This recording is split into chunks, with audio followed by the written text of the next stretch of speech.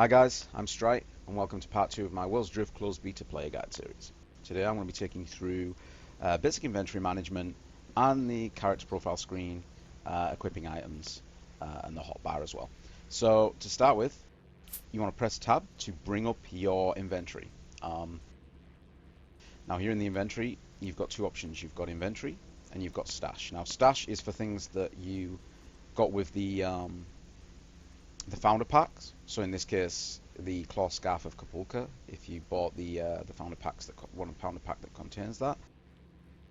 Eventually, once the microtransaction store launches, any purchased cosmetics and stuff will also appear in here. So you'll never ever lose the ability to craft those, which is obviously nice. So that's that. Inventory. It's pretty basic. It's a grid-based system, so you can move things around, whatever else. You hold left mouse button to drag something around your inventory or in and out of your inventory and into a container, like so. You can also rotate things, so whilst you're dragging it with the left mouse button, simply tap the right mouse button and you can rotate it like so, which allows you to, almost play Tetris and organize things however you want, to make the best use of your inventory space. Now, when you open your inventory, you'll have seen this as well. This bottom part that is separated by this this bar. Now, if you hover over that bar, it kind of tells you what this is for. It says belt separator. Items placed on the belt are not dropped when you die. So anything you place in this section of your inventory will persist across death, and you can put anything in that belt that you can fit in that belt. So as you can see, I've got a pistol in there with some ammo. That's ideal. If someone's attacking your ship and they manage to kill you, you can spawn back. Make sure you've got some ammunition on your belt ready to try and fend them off. Just gives you a little bit of an advantage in that regard when trying to defend your ship. But yeah, it's completely situational. If you're about to attempt a weather war, for example, you can put resources in there for repairing your engines and wings, that kind of thing. Or maybe you want to put a little bit of food in there, so that you can heal if you're in a combat situation. So yeah, it's a really neat little feature, and it allows you to pick and choose some stuff to keep across death. Obviously, it's not a very big area, so you are going to have to choose wisely what you want to keep across death. But that's entirely dependent on the situation you're in. So that's that. Over here on the left, this is where you craft things. So the multi-tool drop down, these are items that you can craft directly from your inventory. So as you can see, I haven't unlocked a great deal of schematics. Right now there's only one weapon in the game anyway, so you won't get any more weapons in this drop down for the time being. But as more weapons are added, obviously, and you learn to craft those over the course of beta, you will be you'll get more items in there, and then the relevant ammunition as well. But yeah, basically anything in the multi-tool drop down can be crafted directly from your inventory. You don't need to be at an assembly station or anything like that. Next, we have the assembly station. So these items are, usually these are mostly ship components and can only be crafted from the assembly station. So you'd need to be on an island at an assembly station, which I am not, sadly, so I can't really demonstrate that. Maybe if I can, if I drop down, but yeah, you need to be on an island at an assembly station, and basically you can craft items from the assembly station drop down when you're in an assembly station. You can look at the items whilst you're in your inventory, but you won't be able to craft them. As you can see, I can't drag any materials on there to craft that. It just doesn't let you. Once you're at a station, however, you have the option. So that's that. Finally, shipyard. So these are your 5 presets. You start with some preset frames, but obviously you can customize. This shipyard's pretty damaged. Yeah, it won't let me use it, sadly. requires bronze, and I don't have any. But basically, I'll be touching. I'll be sorry. I'll be going more in depth in shipyards in a future vid anyway when it comes to showing you guys how to make your first ship. So don't worry about that for now. But basically, you know, you won't be able to access any of this stuff unless you're at a shipyard. That's basically just crafting your ship. Coming back over here, I just want to touch upon crafting an item. So you can mix and match materials to craft an item to an extent. You know, you can use, what I mean by that is you can use different metals in the different slots. So for example, I'm going to put some, what's this? Is this iron?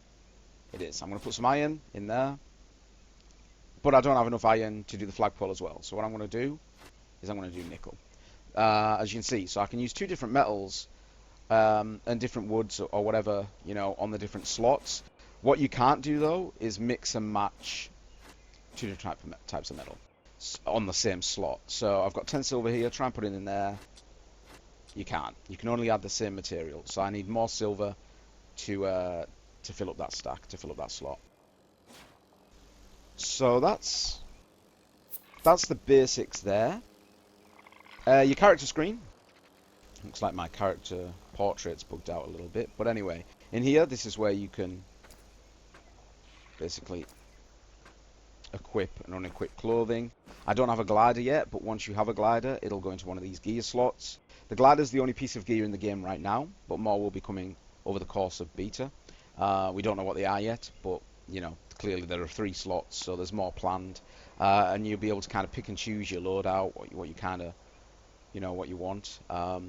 My character actually has the glider on her back, which is interesting in the character screen, because obviously, you know, I don't have a glider, but there you go. Equipment just lists your equipment, so you've got gauntlet, forge scanner, grappling hook, logbook. Again, whether there's any relevance to this equipment screen, and we'll see more equipment in the future, not quite sure yet, but based on that placeholder heads up image, quite possibly. Knowledge, I did touch upon briefly in the last vid, and I will do a more in-depth vid, but basically, you know, this is where you will unlock ship components by spending knowledge, and I'll go more advanced in that in a future video. Crew, I'm going to boot the kilo. Sometimes yeah, as you can see, sometimes I was about to say, sometimes the crew window does bug out, unfortunately. It says, could not find player to boot Quick Fingers, but his name's not even Quick Fingers, so I'm not quite sure what that is. Regardless, I'll disband. So yeah, if you haven't created a crew, you'll be greeted with this screen. Simply click create, invite the player that you want. Oops. There we go. Not found. He can't be logged in right now. One of my gaming buddies for NQ. But yeah. Anyway, you invite the player. You send the invite. They get it. They have to go into the same window to accept. Once they're in, they'll have the option up here, use beacon, and what that will do is that will teleport them to the nearest revival chamber. So you want to make sure before you have your friends beacon to you that you know, you're on an island that actually has a revival chamber. It does have a 24-hour cooldown, so use it wisely. The reason it has a 24-hour cooldown is because you actually keep your inventory when you beacon. It doesn't work like a respawn. And, you know, so you keep everything in your inventory, and it's to prevent abuse, hence the cooldown. That covers crew. Add slot doesn't work yet, but obviously, again, placeholder image in the heads-up display there in the UI, so I assume at some point we are going to be able to have more slots and make larger crews. I think that's pretty much a given. Finally, you've got logbook. Now, diary doesn't work right now. Eventually, we'll be able to keep a diary where we'll be able to write things in and, you know, keep a log of our adventures, so to speak. Right now, you can't access that. It's grayed out. What you do have access to is the codex, and you will find codex pieces and lore entries in chests, and then you can click, you know, on the different. I mean, there's 17 pieces to Worlds Aft, this Worlds Aft lore piece, and as you can see, most of them fragment missing because I only have one, but I have this one here. I don't really want to go into spoilers, so I'll only keep it on screen for a split second. But yeah, basically, you'll get different lore pieces. Some of the entries have multiple entries. fragments that you'll need to find. And it just details, you know, it details the backstory, gives you some information on the lore and the world. It's pretty damn cool.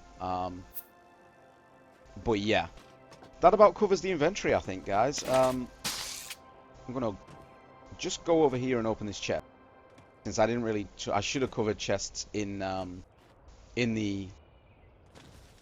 the previous video where I touched on resource gathering and stuff, but I forgot to do so. But yeah, chests. You're going to find these on islands in the game. You'll find codex entries in them. You'll find clothes pieces. Oh, Wanderer's Scarf. Nice. I like my Wanderer's Scarf. You'll find clothing pieces in them. I'm going to go ahead and collect that. When you use a codex piece that you didn't already have, it gives you knowledge, as you can see there in the bottom left. Lore piece grants 15 knowledge. Chests, you know, there are multiple different models of chests. That one was a little small silver square chest. This big gold one here is another example. And you're gonna find quite a few different chest models in the game. And I just got the improbable flag there. Yeah, and it's all pretty cool. Unfortunately, I wanted to show you guys the rubble. There are scrap heaps that you can find that are interactable, kind of like chests, but they don't contain schematics and stuff. They usually contain resources, like scrap metal and wood and stuff. Sadly, it doesn't look like there are any debris piles on this island, but I'll get to a different island for the next vid, and hopefully I'll touch upon that in those. But basically, they work very, very similarly to chests. I just wanted to show you guys what they look like so you know to loot them. Because sometimes they do blend in with the island quite well, and you maybe wouldn't know that they're lootable containers unless you run up to them and hover over them. If you do run up to them and hover over them, it'll show you a yellow outline on it to show that it's interactable, just like chests. So that about wraps up this vid, guys.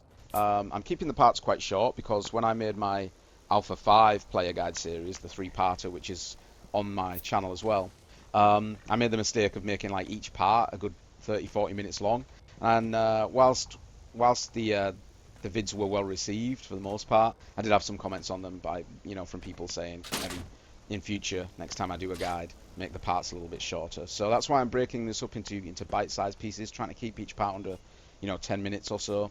So yeah, that about covers this. Next vid I will be covering, I'm sure this is the one you guys have all been waiting for, shipbuilding. So it won't be a really advanced ship. It's just going to be a basic sailing ship just to get you started. But I'll be covering how to do that. I'll be covering customizing the ship a little bit, the frame, showing you how to mess around with the ship creation tool, and yeah, look forward to that. I think a lot of people have questions about the ship creation. I've made some pretty nice ships, and our Alliance engineer Clutch has made some pretty nice ships over the course of Alpha as well. So hopefully I'll be able to show you guys a few tips and tricks that you maybe weren't aware of. So thanks for watching, guys. I hope you've enjoyed this vid. If you have any questions, please do ask in the on the comments. I really enjoy helping new players, and I'll be happy to answer any questions if I know the answer. Thanks again, guys, and I hope you join me next time. Take care.